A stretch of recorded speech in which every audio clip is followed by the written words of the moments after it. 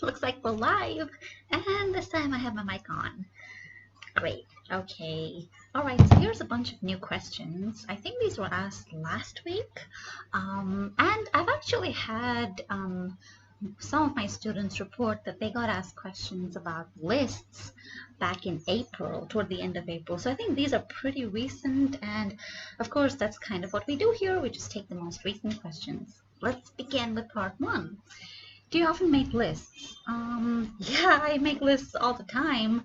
Now that's a different thing, because I don't always follow my lists. I mean, I would say I'm kind of obsessed with making lists, right? Because I love finding out, future projections, making estimates, and, like having like a to-do list of things, because I mean my short-term memory is awful, so I can't really remember a whole lot of things, right? I always forget. If I don't write something down, it's as good as forgotten. So it kind of is important, but at the same time, like I get a notification on my phone that, hey, you have to, do these things, and I'll just kind of ignore them. So I don't know how useful it is, but it's certainly better than trying to, memorize stuff. Do you prefer making lists on paper or mobile phones? I mean, I'm kind of divided on this because I use my phone all the time. I pretty much work online, so it's kind of a necessity for me. And obviously, it's super easy. I mean, you can't carry a book everywhere you go, right? You can't even, like, carrying a piece of paper everywhere just seems so inconvenient. But at the same time, I don't know, I really enjoy writing things down, I don't know why, but I feel like maybe it kind of makes it more real, I guess, because I mean, on a phone, you can just kind of swipe and ignore your notification, right?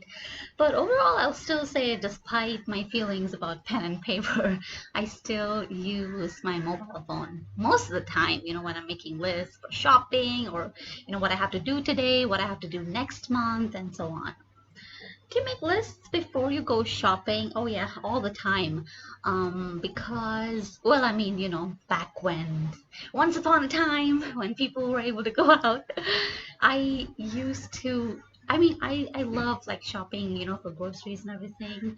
I know that sounds so weird, but we have like an amazing market, and I'd go every week and I'd bring home like 5 and 10 kilograms of stuff. And I mean, just thinking about it makes me so excited. But yeah, obviously, since I was shopping for the whole week, I needed to have a list, right? And like if I forgot something, my meal planning would go for a toss. So I really had to ensure that I've got like my carrots, my potatoes, my, bell peppers and everything. And I have to, of course, because like I said, my memory is pretty bad in the short term. So if I didn't make lists, I mean, and it's happened, when I was younger and I didn't really make lists, I used to forget a lot of things. So it's kind of like, a fail-safe for me to like, make lists so I won't forget stuff. Why do some people not like making lists? I don't know why, honestly. I mean, it depends, right? Maybe you're just not a list person. Maybe you have great memory and you can just remember stuff. So then kind of makes sense that you wouldn't like, having to write things down. Maybe it feels, condescending to them or something. Or maybe they're just jaded, like, you make lists all the time and it doesn't really do much for you. So you just figure, hey, what's the use of doing this thing? And then you kind of just, give up on that thing. So that might be a reason, but I mean, overall, I feel that lists are pretty beneficial, even though, like I'm telling you, I don't really follow my lists all the time. But, it's still better than nothing. So, I mean, I really can't relate to the idea that, list making is awful or bad or something. I mean, that doesn't make sense to me, really. Okay, then we'll go on to part 2. Let's see what we have in store. Oh, here it is.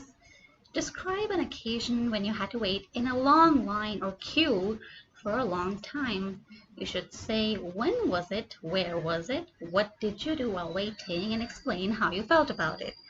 Okay, that's interesting. I'm not going to make any notes as usual, although of course I recommend that you do make notes. So if you are watching this video, you might like to pause for a minute and make some notes, and maybe just kind of record your answers, and honestly, you can even send them to me. I'd love to hear what you have to say. I find part 2 questions very interesting, and if you've watched these videos, you probably know that I don't really follow any kind of template or strategy or something of that sort, because honestly, it's all very, you can hear it when someone's using an artificial strategy, so I don't recommend those.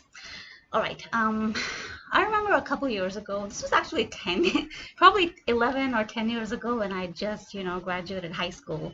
And the country where I live, we have, you go to school from grades 1 to 10, and then you have high school elsewhere, like grades 11 and 12. We call that junior college here.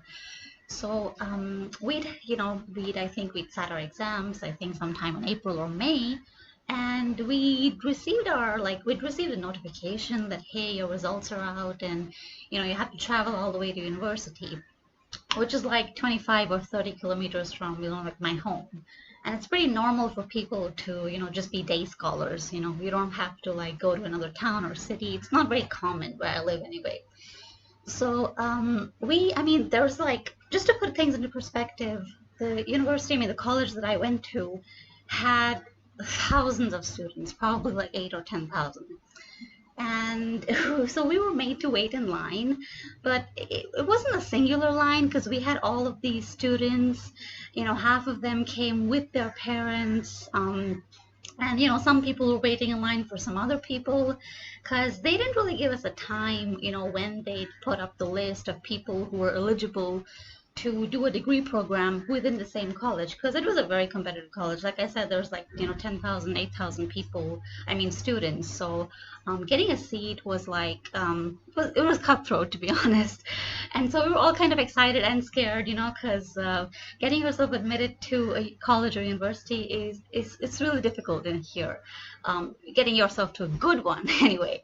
So I think I reached at about 2 p.m. or 3 p.m. or something. And that's what they told us, that, you should come in the afternoon, like come at 3 or something around that time. And so I went there. I think I, saw a couple of friends. So we were just like talking as we do. And we expected that they'd put up the list by, like maybe half an hour, 20 minutes, or maybe 40 minutes or something. But they're notorious for doing this kind of stuff. They did the same thing back in 11th grade as well. So, we were fully expecting to wait for about an hour or so. But we'd keep asking, the supervisor of admissions, like, hey, when's the list going to come out? And they'd just be like, yeah, it's going to come out in 15 minutes, 20 minutes, the response would always be 15 minutes and 20 minutes and so on. And it was so frustrating because eventually when the list did come out, it was like 4:45 p.m. And you know how it is, the list comes out, the guy comes out and says, okay, I've pasted the list, over here, and you can all come in and check if your name's on the list. And obviously there's so many people, there were hundreds of people. Like I said, you had parents, you had, the students themselves. It was a mad rush, and you couldn't even see the board because there were so many people in front of you. So eventually, by the time I got to check my own list and take a picture of it for myself, it was probably like 5:15 or 5:20. So I had to wait like for 2.5 hours almost. And that was just crazy. I really hated the whole experience because generally I don't like crowds, and I don't really like having to queue for things. And as much as possible, I'd prefer to have like a neat, appointment sort of system. But obviously that they didn't really think that they would have, they didn't even think that they could have just uploaded online instead of, making everyone come there and, waste their time. So, oh God, it was awful. I just hated the experience. Normally at this stage, the examiner would ask you a follow-up question, but I don't know. Should I ask myself one? Maybe I will. What happened next? What happened next was that I just, I saw my results, I took a picture of it, and I went home. Nothing else to do. We didn't have like lessons or anything, and I did have my friends around, but like, I had to be home because, I had to travel for like 1 hour just to, reach home. Okay, now we'll go on to part 3. As you know, part 3 questions will be related to the type of question or the theme that you had in part 2. Let's see the first one. What impact does waiting in long queues have on customers? I think it just makes them annoyed, obviously. That's kind of obvious, isn't it? But it's just that it's not very efficient. And I hate wasting time. So I feel like, if you have to wait for like 15, 20 minutes, I don't think it should be normalized. I think that, it's right that people get annoyed and upset. Because, there are so many other things you could be doing instead of waiting in a line, right? And I'm not just talking even about customers, but like generally as well when you're waiting. There are so many other things you could be doing, right? So it's about like respecting the other person's time, especially if you're talking about a customer. who wants to buy a product or something and you make them wait, that's not good at all. I mean, I have personally been known to just like, I mean, I'm not trying to be like, a Karen or something, but it's, if I go into a store and I, tell the person, hey, I want this thing, and they're not paying attention to me, or if they don't like get back to me within a reasonable time, I'll just leave the store. Because, hey, I mean, you don't want to service me, clearly means you don't want my money, right? So I move on. How important is customer service for the organization or for a business? I mean, I think it's more important now than it used to be in the past, right? Because people are very interconnected nowadays, especially with the rise of social media and all of that. So if someone's disgruntled, if someone's upset or unhappy, if you haven't, and again, I'm not saying that just because a customer is unhappy, that means that the organization is at fault. But it's far easier for a customer to say something negative, and well, I mean, of course they could tell their friends and family, but more importantly they could leave a review on your like Google page or Yelp or any other reviewing service, and that can be difficult to deal with, right? I mean, it could really tank your reputation, even if it's false, even if they've had no like real right to. Maybe you were just busy and they were upset at that. I mean, there's all kinds of scenarios possible. So, no, obviously that is something that you kind of have to deal with. You have to employ more people and, ensure that you can meet people's reasonable demands. But, because the customer is so powerful nowadays, I think it's more important that you ensure that nobody leaves you with a feeling of dissatisfaction or anger or something, because well, you never know how they're going to react. So it's always better to kind of play it safe, bite your pride and let them feel like they've they're correct and they've done the right thing. But overall though, if you really want to retain customers, you have to ensure that they're happy with what you're doing, because I mean, I've done a little bit of research and stuff, so I know that it's always easier to retain a customer than get a new one in terms of time and in terms of like ad spend and things of that nature. So it makes sense from an economic perspective, from a financial perspective, and I think that's probably one of the best things the company could do is invest in customer care. Do people feel that they don't deserve to wait for too long in queues? Yeah, I don't know if it's, some people call that entitlement. I don't think that's correct. I feel like everybody is just out there to kind of, prevent themselves from, I mean, we all look out for our welfare, right? So how can you say that it's, it's entitled or it's wrong?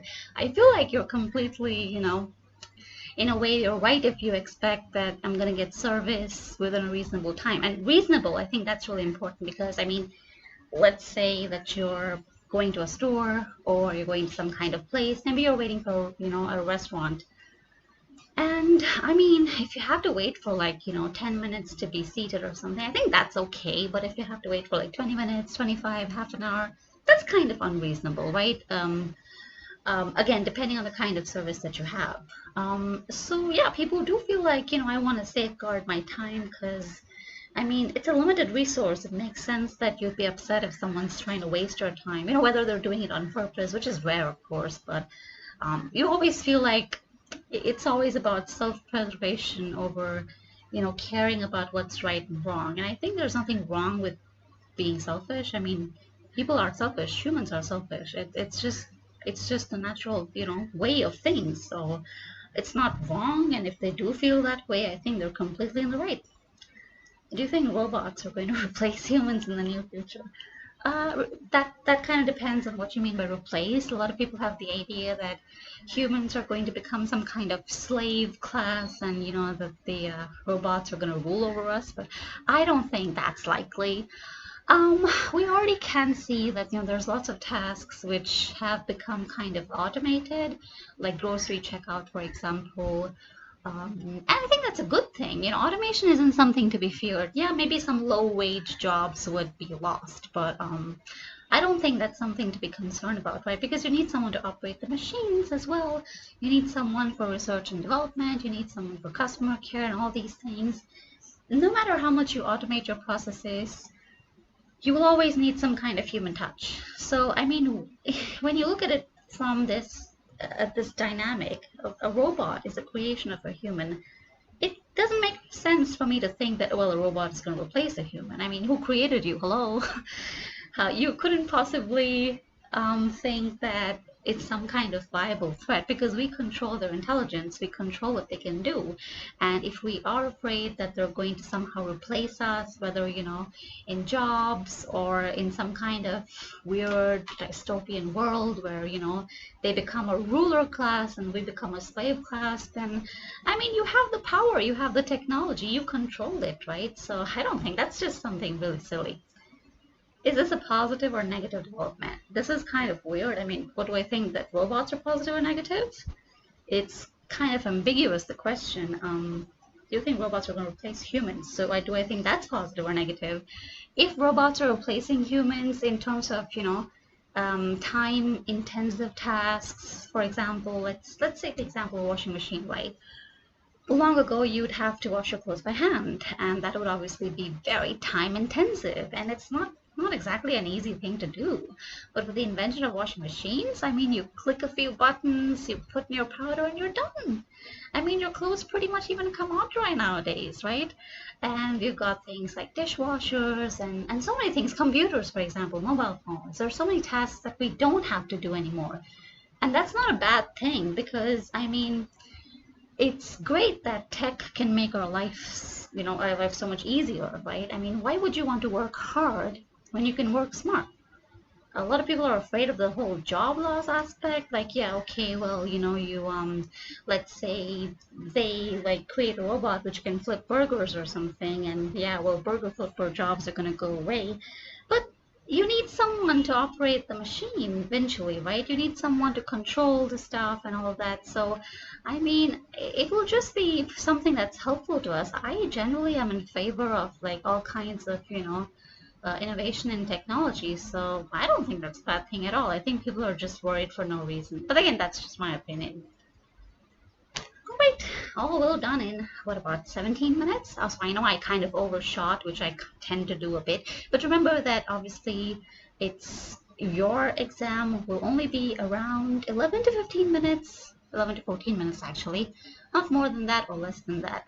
So I hope these answers have helped you, and if you have any recommendations for which answers you want responses to, you can just comment down below, and don't forget to like and subscribe. Alright, then I'll see you next week. In fact, I write an essay from scratch each Wednesday. Again, I do that live. Speaking Saturdays as well. I'm gonna do these live as well. I used to record them and then upload them, but I figure this is probably, I don't know, better, or at least allows me to be regular. Alright then, see you all next week. Bye-bye.